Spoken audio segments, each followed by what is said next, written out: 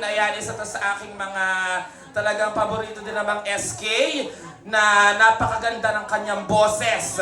So tinatawagan na po natin ang Angat Kalusugan, Angat Kabataan, SK Kagawad, Edoy Engracia! Ayan, naka-uniform pa.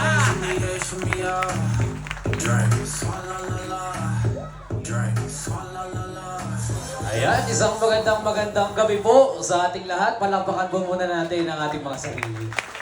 Ayan, muna po, bago po tayo magtungo sa aking mensahe, binabati ko rin po ng magandang gabi ang Team Action sa pangunguna ni Kapitan Johnny Baldovino. Palampakan po natin. At syempre kasama ang kanyang mga magigiting at talaga namang naggagandahang kagawad. Palampakan din po natin. At syempre kasama din po natin ang Team Aksyong Beshi sa pangunguna ni L.A. Chigogo. Palampakan po natin. At ang kanyang mga kagawad na talaga namang mga fresh pero handa ng maglingkod sa ating barangay. Ayan, at syempre binabati ko rin po ng magandang gabi ang aking mga kaklase na nandito ngayon. Nandiyan po sila. At kung kayo po ay nagtataka, ako po ay galing lang sa school kanina. Ang labas ko po ay 6:30 at pagkalabas ko po, dumiretso na po ako dito sapagkat sabi nga po, hindi daw po dapat pinag-aantay ang iyong mga minamahal. Yeah! Kaya po, hindi na po tayo nagkatubili. Wala na pong bihis-bihis. Wala na pong kain-kain. Diretso na agad po tayo dito. Ayan, at bago po tayo magsimula, makikitapik nga po ng inyong mga nasa kaliwa. Sabihin nyo po, I love you. Ayan, sa inyo naman po, kanan, makikitapik din po. Sabihin nyo po, mahal kita. Ayan, at ngayon po, tumuro po kayo sa inyong mga harapan. Turo po. At sabihin nyo po, iboboto kita. Oh. Ayan, sa inyo na po nang galing, ano? Tatandaan ko po kayo, ha? Iboboto nyo po kami. Ayan, at sa mga hindi po nakakakilala pa sa akin, ako po si Earl Edoy Engracia, na walang iba kundi anak ni Teacher Edith Beluya Engracia, na siyang may-ari ng nag-iisang preschool sa ating Barangay 5 na nasa Luneta Ibabaw po. Palakpakan natin. At syempre kasama ko rin po ang aking ama, si Boji Engracia, at ang aking dalawa namang kapatid. Ako po ay nagmula sa angkan ng Elma at Hari. At ako po ay nakatira sa Luneta. Kung sasabihin po sa tricycle ay dun sa may Midins. Katabi nung Aling Ising, yung manggagawa po ng Ispasul. Yun. Alam na po, yung nagmamarhuya. Yun po pala. Umupo. Hindi ko kasama sa sinunod yung lola ko po ay kapatid nun nung Aling Ising. Yun.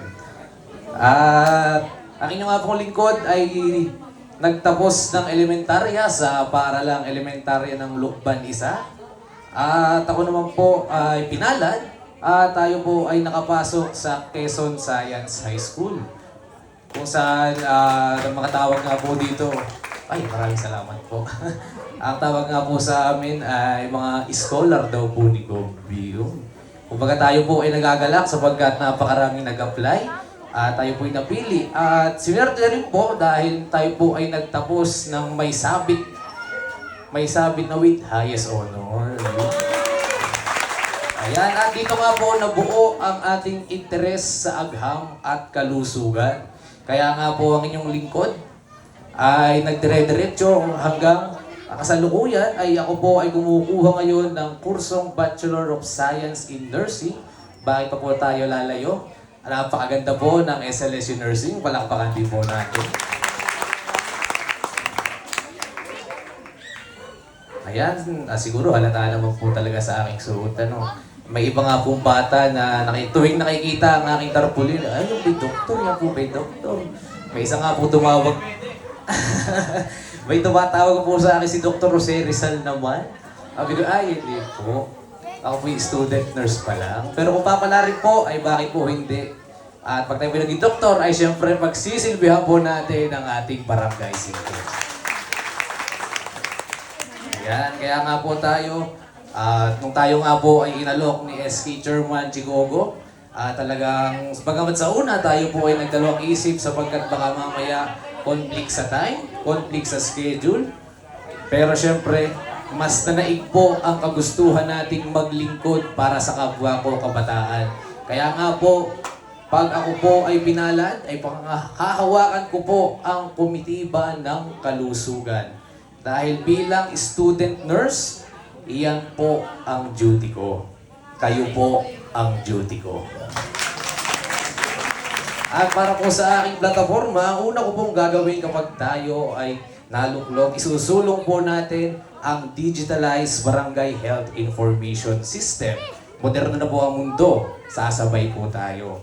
Ang bawat kabataan po ay magkakaroon ng ID at sa likod po ng ID ay mayroong QR code kung saan isang scan lang, maa-access na po natin ang mga personal information ni kabataan, kasama na ang mga kung ano-anong sakit ng kanyang pamilya, ng kanyang angkan, at sa ganitong paraan po, mabilis nating malalaman kung paano nagkaganito si kabataan at kung paano natin masusolusyonan ang kasalukuyan niyang karamdaman.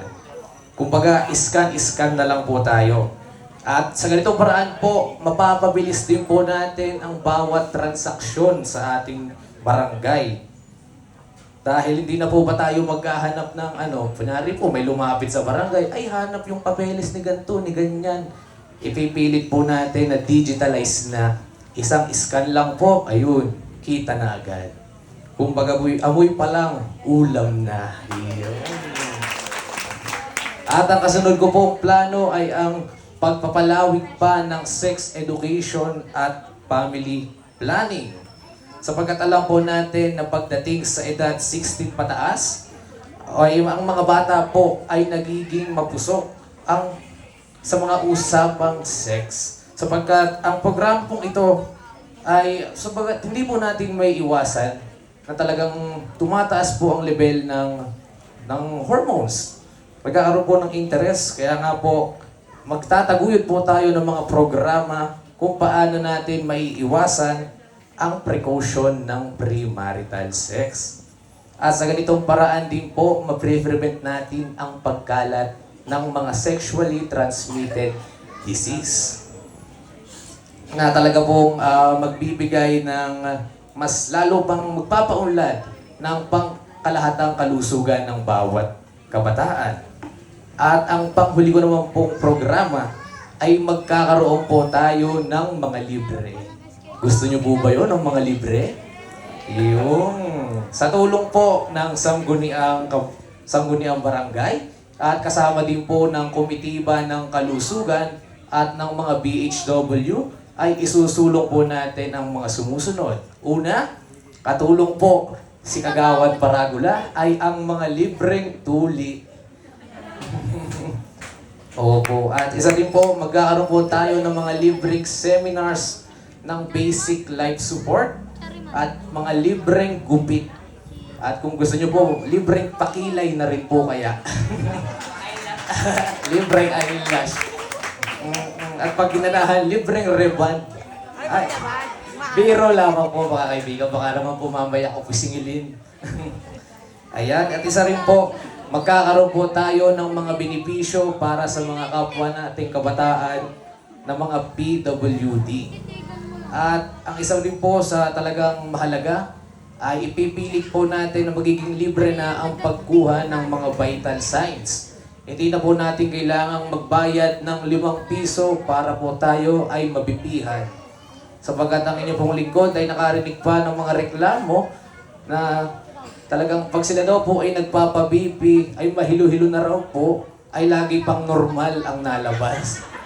Aba, ay sabi ko po ay parang kailangan po talaga nating palakasin pa ang usapin ng pangkalusugan sa ating barangay.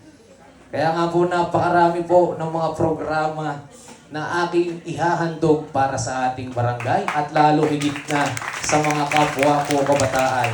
At maisasakatuparan po natin lahat yan kapag kami po ang Team Aksyon at Aksyong Beshi ay inyong tutulungan. Baka kaasa po ba kami? mula sa mga sa sityo, balik-balik, Lukbanyana at Purok Looban. Sige nga po, kapag sumigaw po ako ng kay Edoy ako, sabihin niyo po, aksyong beshi tayo. Naintindihan po? Kay Edoy ako, aksyong beshi tayo. Aksyong beshi tayo. Ayan, may isa pa po. Pag sinabi ko pong maiba naman, sabihin niyo po, Team Action. Iyon. Wala pa po, wala pa. Game na po. Maiba naman. Team Action. Team Action. Maiba naman. Isa pa po, mas malakas iparinig po natin hanggang sa barangay May It at Ayuti. Maiba naman. Team Action. Team Action.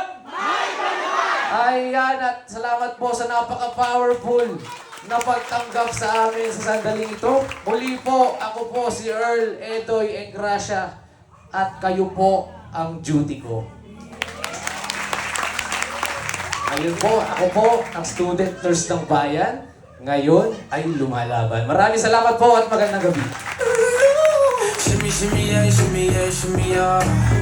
Drinks. Ayan, maraming salamat, SK Kagawad Edoy Engracia. Siyempre, anak ni Teacher Edith. So, yeah. Teacher Edith, kay Edoy ako. Yan! Diba? O, sabi kasi niya, so Edoy sa'yo na ako, okay? O, diba? Bukod sa